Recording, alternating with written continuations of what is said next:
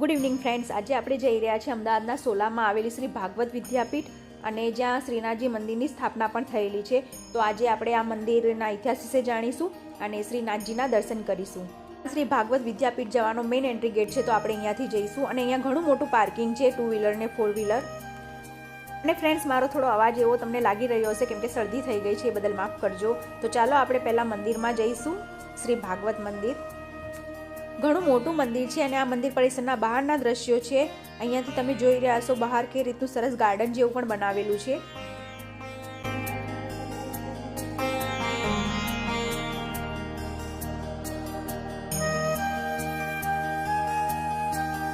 અહીંયા મંદિરની બહાર જ તમને નરસિંહ મહેતાના દર્શન થઈ જશે અને મીરાબાઈના પણ દર્શન થઈ જશે. આ તમે જોઈ રહ્યા છો એ મીરાબાઈ છે.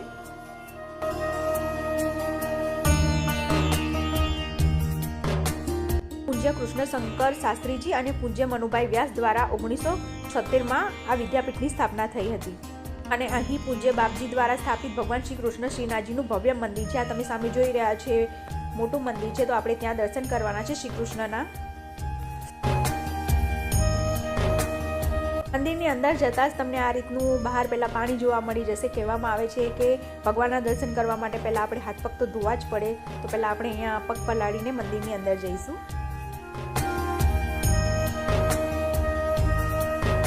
આ મંદિરના શિલ્પકલાની વાત કરીએ તો આ મંદિરની રચના શ્રીમદ ભાગવતના 12 સ્કંદના આધારે કરવામાં આવી છે, જેના 12 દ્વારો છે. આરસના પથ્થરો પર ભાગવતના શ્લોકો કોતરવામાં આવ્યા છે. અને ફ્રેન્ડ્સ, આ કેન્દ્ર માત્ર મંદિર નથી, પરંતુ અહીં વૈદિક જ્ઞાન, સંસ્કૃત અને ભાગવતનો અભ્યાસ કરવામાં આવે છે. અહીં શ્રી અમૃતમ વેદ પાઠશાળા પણ ચાલે છે. આ સ્થળ ગુજરાતમાં સનાતન ધર્મ અને વૈદિક પરંપરાના પ્રચાર માટે જાણીતું છે. તો ચાલો આપણે મંદિરમાં જતા પહેલા અહીંયા ગણપતિજીના દર્શન કરીશું. સિદ્ધિ વિનાયક ગણેશ.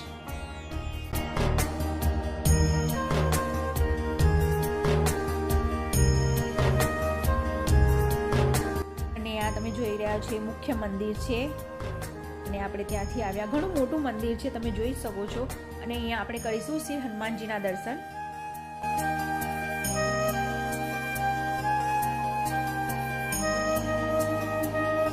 મંદિરનો સમય સવારનો અને સાંજનો હોય છે. બપોરે 12 થી 4 મંદિર બંધ રહે છે.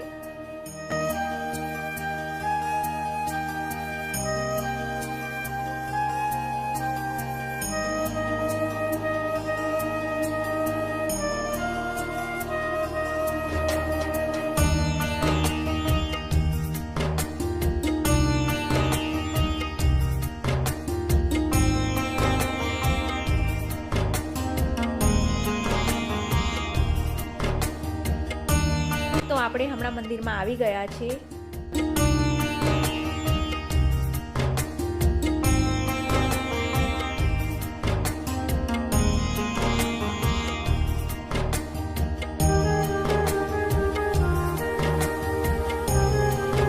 ફ્રેન્ડ્સ, મંદિર તો 4 વાગે ખુલી જાય છે, પણ મંદિરના જે દ્વાર હોય છે તે 6 વાગે ઓપન કરવામાં આવે છે અને પછી આરતી કરવામાં આવે છે. તો આપણે થોડી રાહ જોઈશું.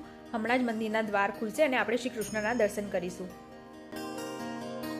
અહીં મંદિરની અંદર ભગવદ્ ગીતાના 18,000 શ્લોકોને પથ્થરોમાં કોતરવામાં આવ્યા છે, જેનાથી કોઈ પણ હોનારત થાય તો આ શાસ્ત્ર સુરક્ષિત રહે. પુરાતત્વમાં જે રીતે શિલાલેખો મળી આવે છે તે રીતે કોતરેલા શ્લોકો પણ મળી આવશે.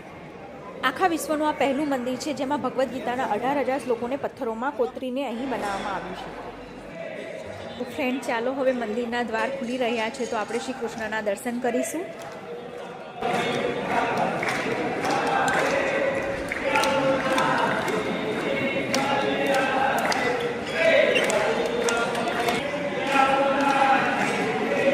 અને આ છે કૃષ્ણશંકર શાસ્ત્રીજી, જેમણે આ વિદ્યાપીઠની સ્થાપના કરી.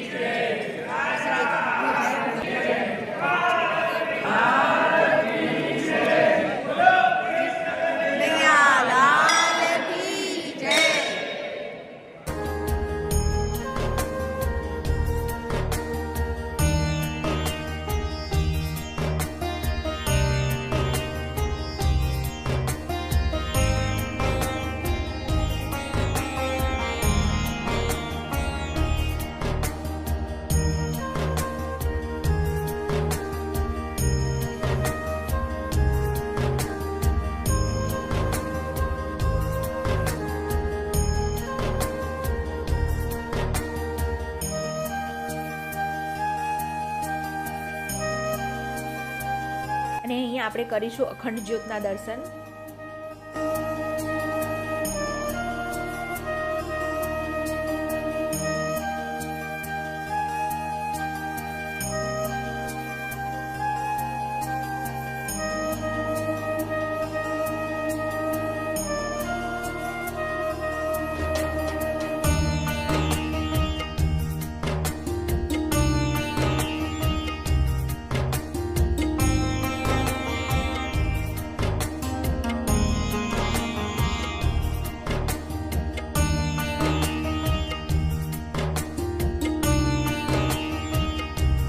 તો આપણે શ્રી કૃષ્ણ દર્શન કરીને બહાર આવી ગયા છીએ અને અહીંયા છે રામકુટી.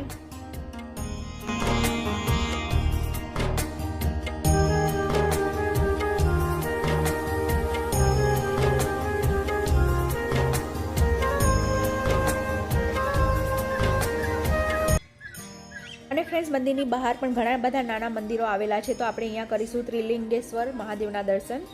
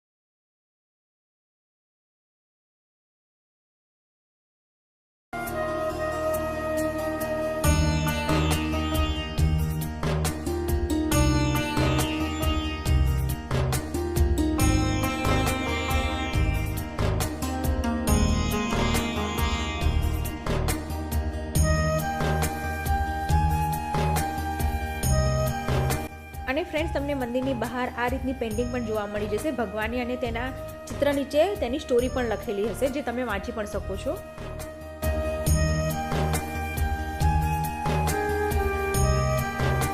હવે આપણે અહીંયા કરીશું ગોવર્ધન પર્વતના દર્શન. આપણે ગોવર્ધન પર્વત તો નહીં જઈ શકતા, પણ અહીંયા ગોવર્ધન પર્વત પણ બનાવેલો છે, જેની આપણે પરિક્રમા કરી શકીએ છીએ. જો તમે આ મંદિરે આવો તો અહીંયા જરૂરથી આવજો અને પરિક્રમા જરૂરથી કરજો.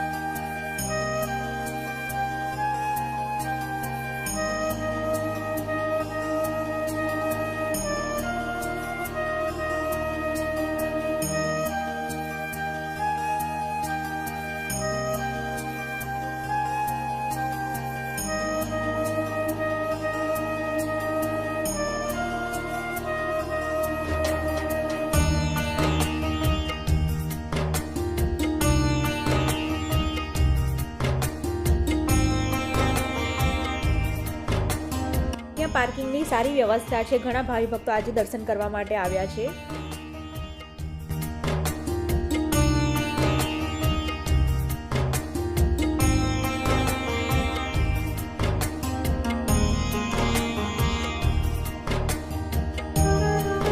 અહીંયા આપણે દર્શન કરીશું શ્રી યોગીજી મહારાજના.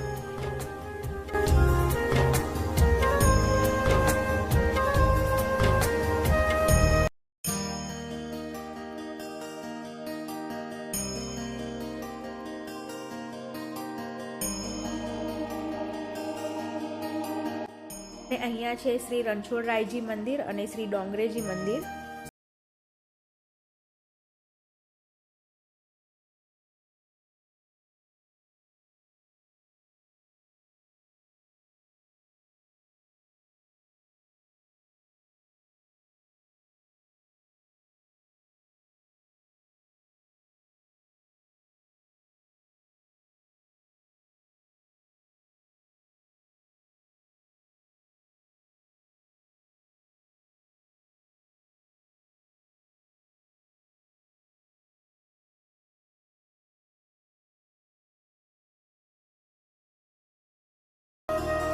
અહીંયા આપણે કરીશું શ્રી ગુરુદેવ દત્ત દર્શન.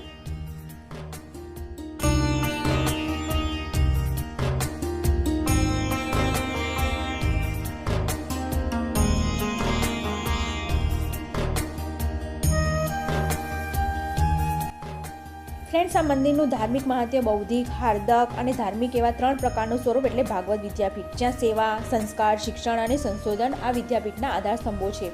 ભારતીય ભાષા અને સંસ્કૃતનું રક્ષણ થાય તે ભાવથી આ વિદ્યાપીઠની સ્થાપના કરવામાં આવી છે. અહીં 21 જેટલી પ્રવૃત્તિઓ ચાલે છે, જેની અંદર ગૌશાળા, વૃદ્ધાશ્રમ, આયુર્વેદ અને નિર્માય તીર્થ નામની હર્બલ નર્સરી અને શિક્ષણની પણ ઘણી શાખા આવેલી છે. તો ફ્રેન્ડ્સ, આજની વિડીયોમાં આપણે શ્રી કૃષ્ણના દર્શન કર્યા અને અહીંયા આવેલા નાના મંદિરોના પણ દર્શન કર્યા. સોલામાં આવેલું છે મંદિર. તમે પણ એકવાર જરૂરથી આવજો દર્શને, અને તમે જોયું હોય તો મને કોમેન્ટમાં જરૂર જણાવજો. નેક્સ્ટ વિડીયોમાં ફરીથી મળીશું. આવજો, બાય બાય, ટેક કેર.